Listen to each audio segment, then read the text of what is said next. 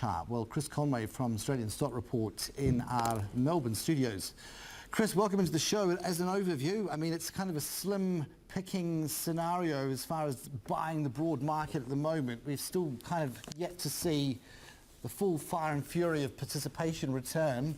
What do you sort of make, though, of these moves getting exaggerated, even on a story like Retail Food Group today? Good afternoon, Carson. Look, a very interesting question to start the new year. I think you're right in pointing out that, volumes are low, so we are getting exaggerated moves.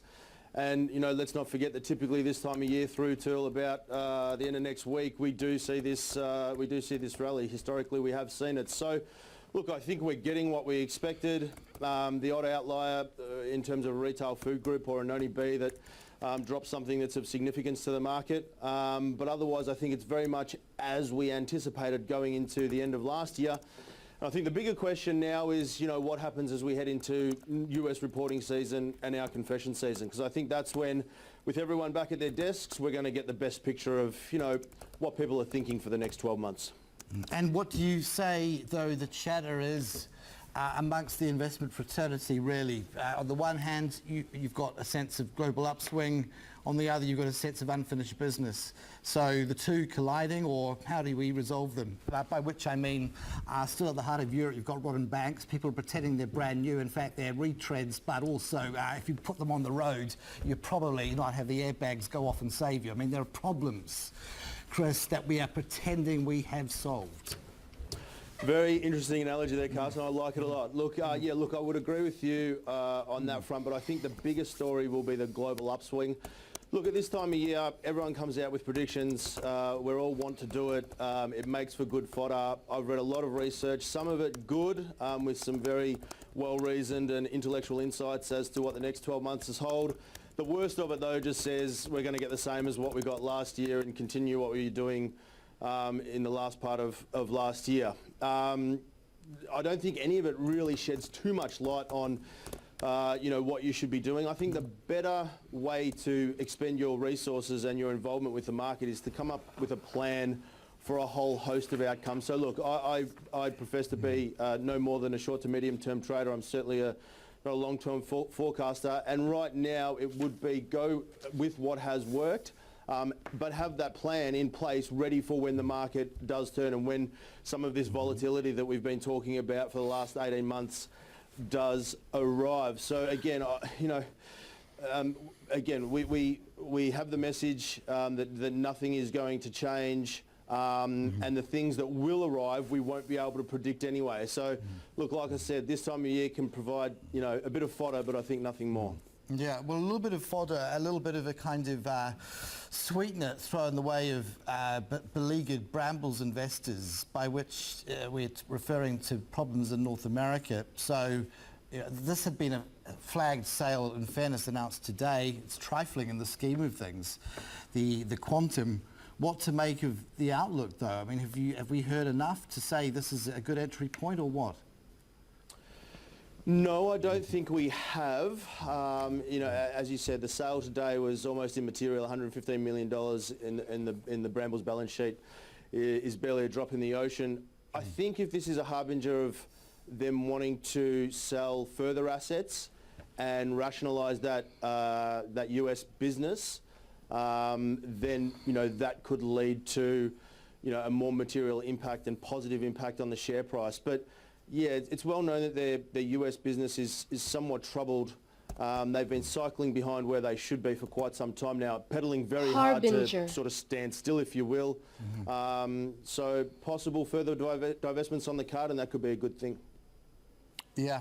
Then again, they've creeped back towards a measure of respectability, having gone into single-digit territory October last year, really, as news filtered through of things turning tricky there. They have recovered and now $10.03, not a whole lot away from $12.81, but still, still the mountain there to climb. Going across sectors, though, into the miners, and yesterday, notably, Macquarie made the call that it was preferring BHP to Rio. Can you see some logic in that, or, I mean, are you just treating it on valuation terms when you would say time to lighten the load on BHP? Look, this was some of the research that I was talking about earlier, Carsten, that I read. I think they just put out another note this morning, or perhaps again, maybe it was yesterday, talking about why they still like commodities. It was very well reasoned.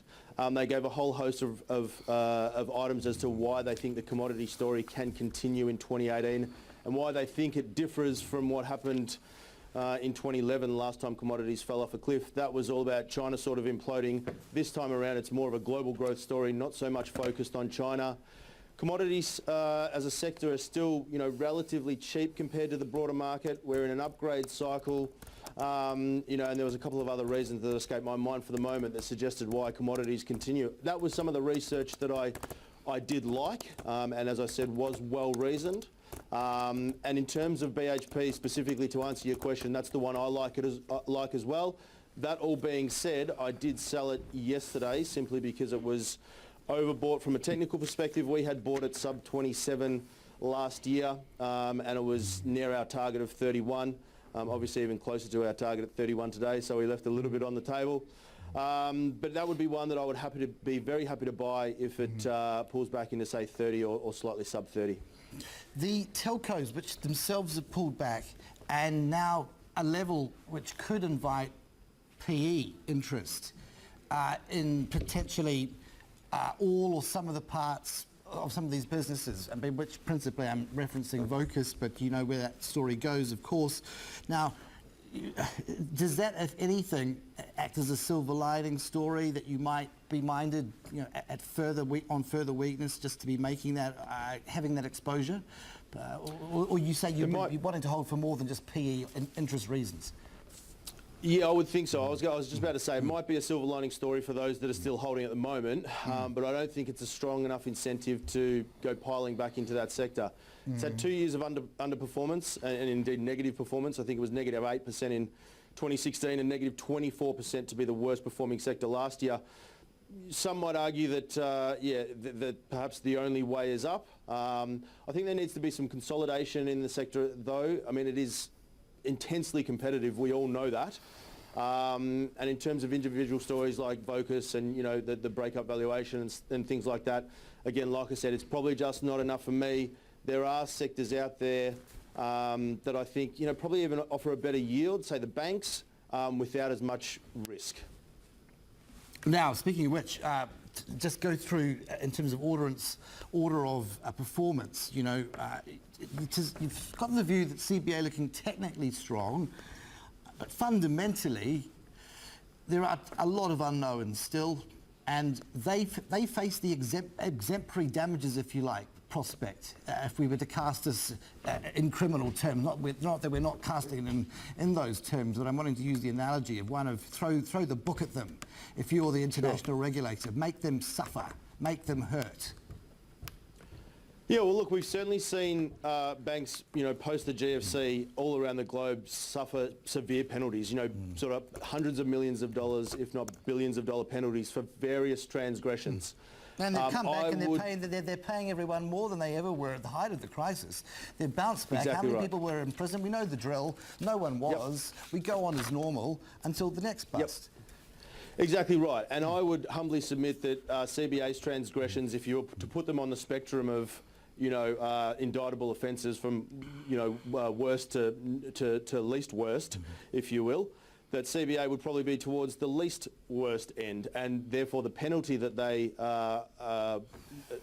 arrives upon them will be at that lower end of the spectrum as well. So they'll take their lumps, they'll keep on smiling, they'll keep on coming, and I think a lot of it is probably already baked into the share price. I mean, remember we saw late last year that premium from Commonwealth Bank between the other banks narrowed sharply, but now it has started to expand and diverge once more, and that premium is being put back in. So yeah, technically strong. I think that's where the technically strong on CBA comes from. It has had a pretty good run recently, and it's left some of the others behind, namely ANZ, which is one that we hold, which we don't mind because they continue to divest their underperforming assets, most recently their insurance business. But yeah, CBA, as I said, from a price action perspective, has diverged from ANZ, Westpac and NAB. Okay, go beyond this to sort of be a contrarian, if you like. If you wanted to say, I'm going to be brave in an environment of relative, the environment is one of relative complacency, so the notion doesn't really apply. But to the extent that there have been notable declines in certain stocks, picking over some carcasses, what do you like and believe might stage a bounce and stay up? Anything that is rotting at the bottom right-hand corner of a price chart, Carson, will probably continue to do so. From a purely gambling perspective, and I caution this, if I was going to put a 1% of a portfolio in anything just for laughs and giggles, it would be probably Myer. Right. You know, it's that bad. Could it really get that much worse? Well, yeah, sure, it could go completely bankrupt, but there's a chance that someone comes in and hoovers it up for a nice premium, and away you go. I don't think it is a good business. I don't think it is worth investing any serious money in, but you asked me the question what I'd have a punt on, and Myer would be the one. Yeah. Dreaming of the Piano Man and all that, and the good times where they were a pleasure to be in. Thanking you, and we'll talk anon. Chris Conway, the Australian Stock Report out of our Melbourne studio.